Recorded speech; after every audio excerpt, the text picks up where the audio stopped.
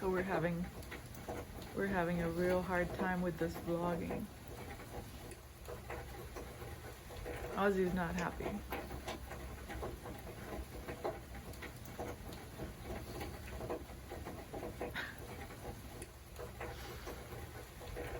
Do we put it on or do we not? That's the question. Serious. But I'm supposed to go through it. For what? I really believe I'm supposed to go through it. Because, like I said, if it wasn't something I was exposed to and I'm looking at it and I'm thinking, man, how can people be this crazy?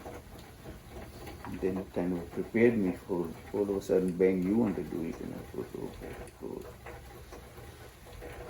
And here I am watching it and it doesn't matter. I have to suffer it because that's it.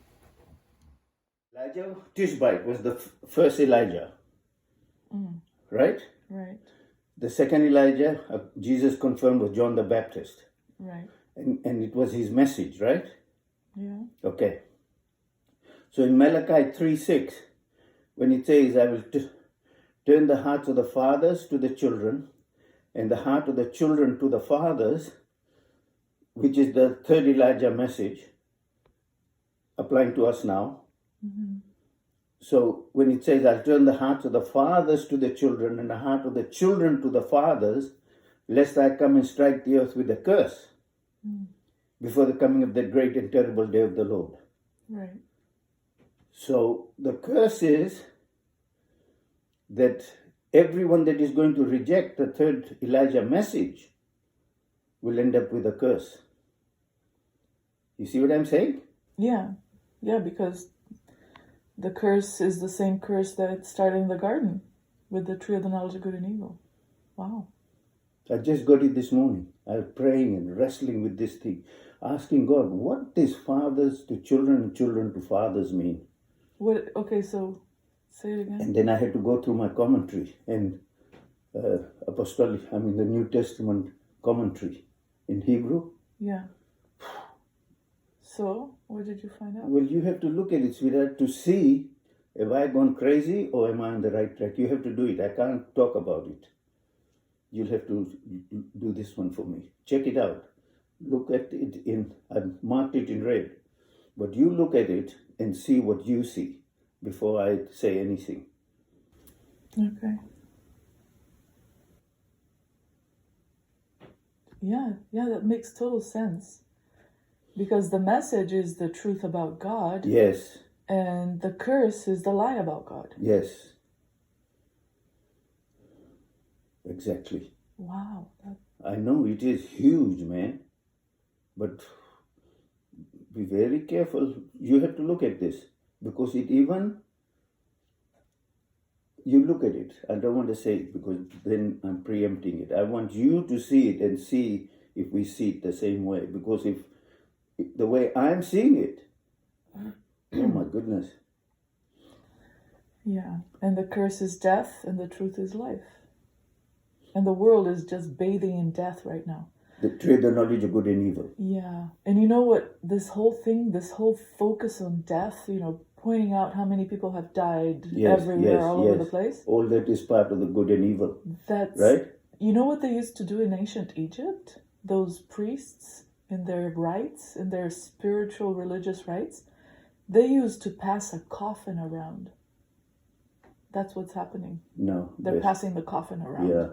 Yeah, true. And this death has been happening all along. People died moment by moment every day, hundreds and thousands of people are always dying, but we didn't hear about it. Now it's like become the focus. How many people have died in one day? It's like this death fest.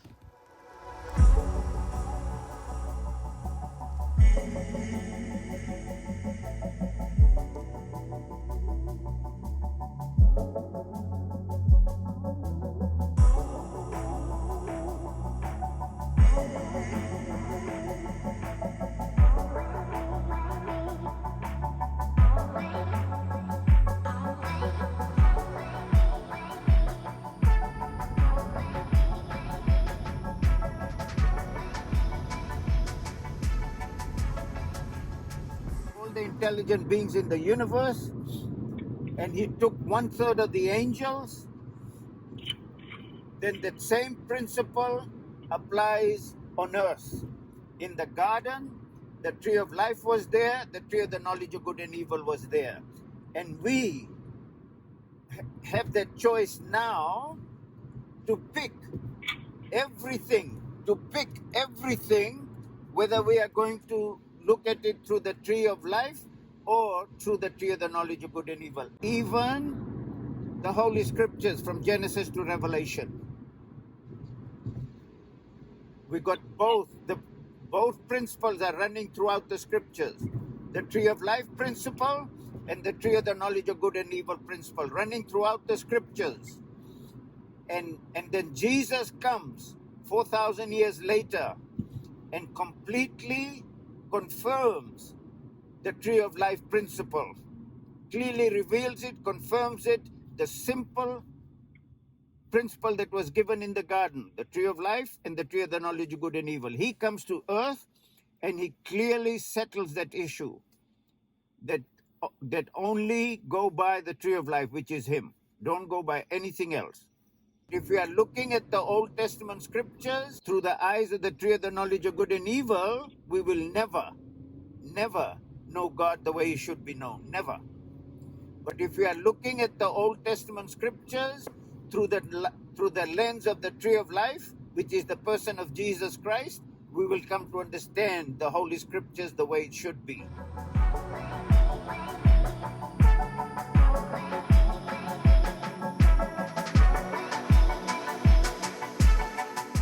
This time of the year, to have this kind of a weather is a real blessing, because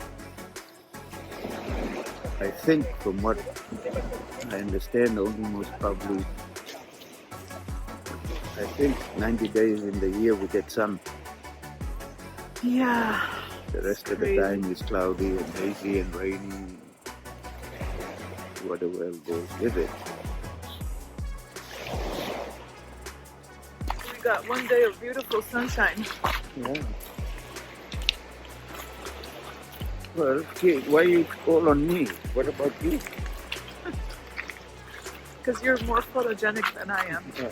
See, there you go. Be very careful. Look at that beautiful beach.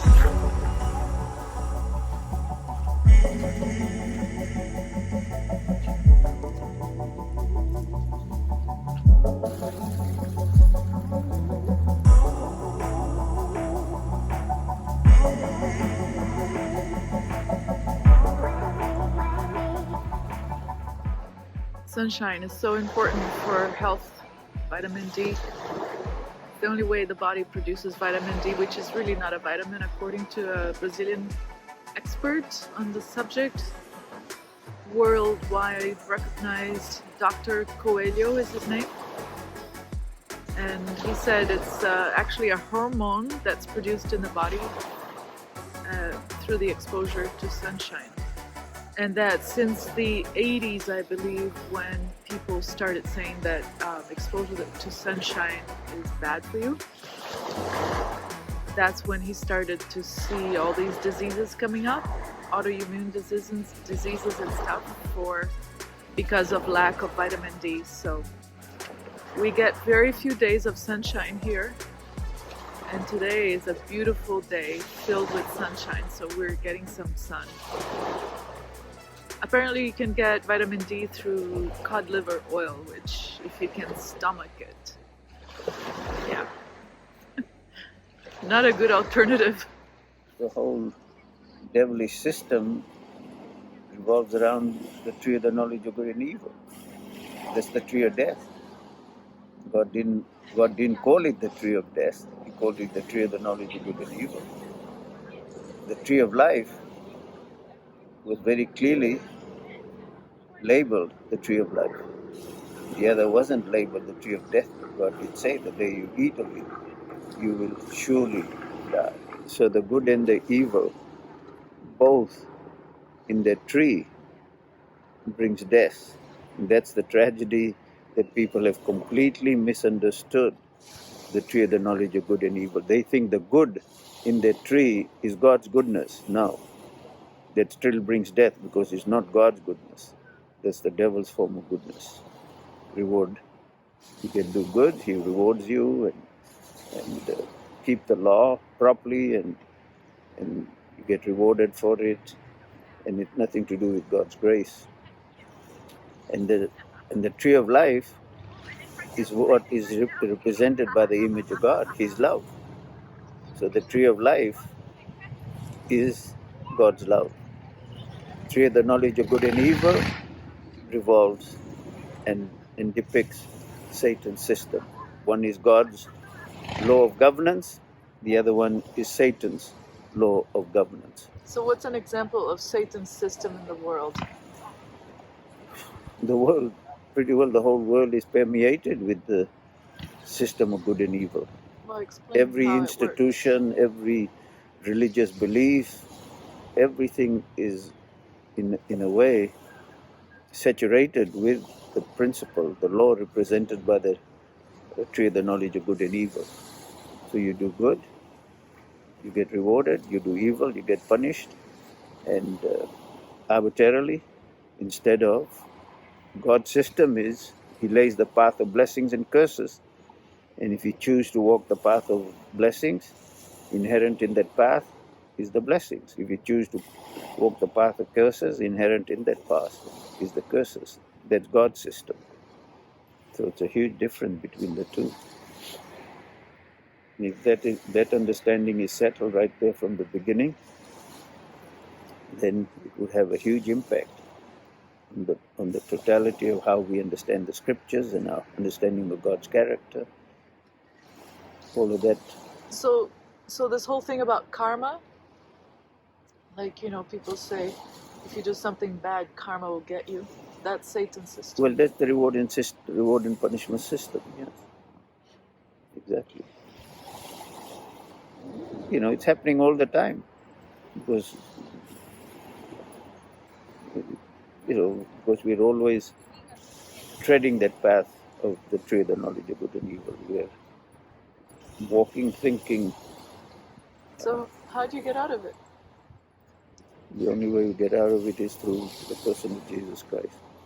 There's no other way to get out of it. He gives you the true revelation of God, and you pray to get victory over living by the principle represented by the tree of the knowledge of good and evil, and that's it.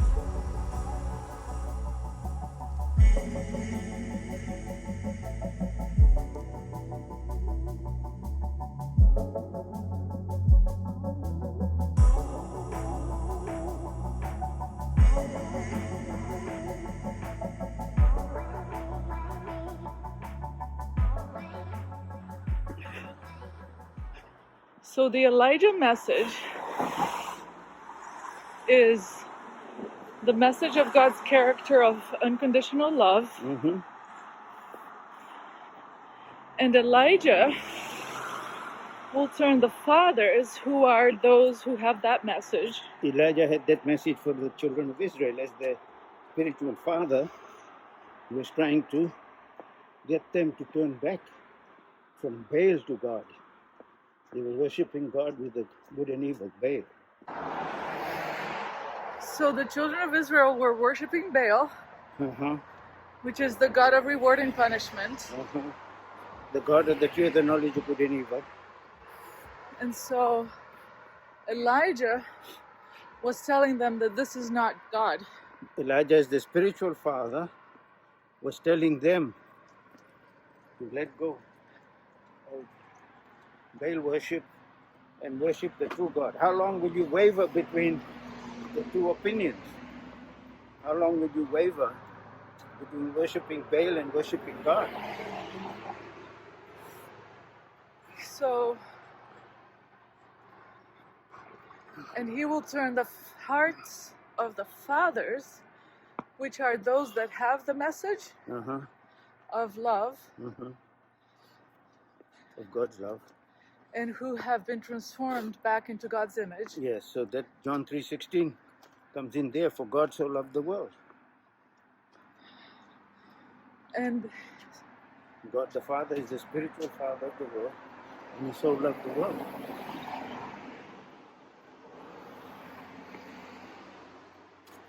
I just want to be clear. So the fathers are the Elijah messengers.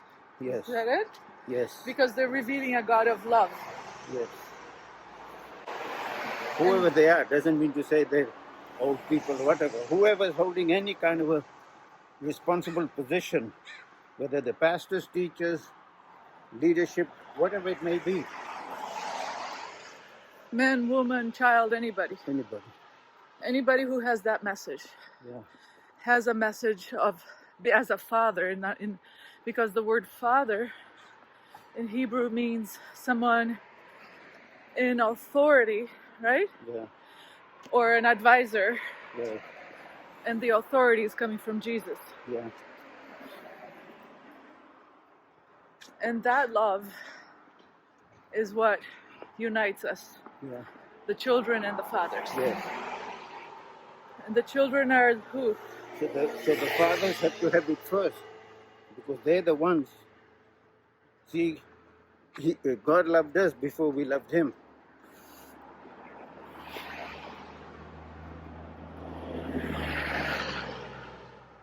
Right. We love Him because He first loved us. Yes. So a true father is going to have that same love for the human race. Yeah. Not just any select group. Yeah, the whole human race. Uh-huh.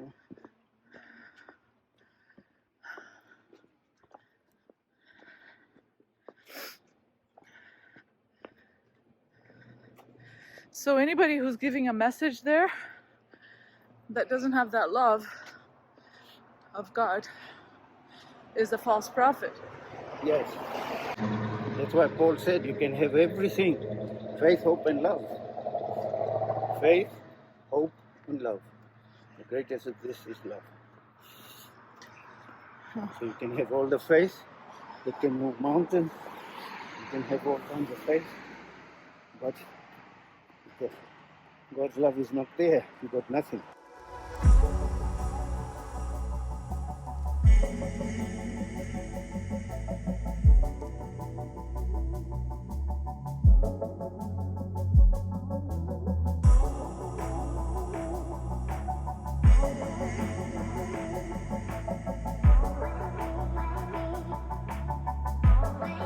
That was a tough one, but we got through it.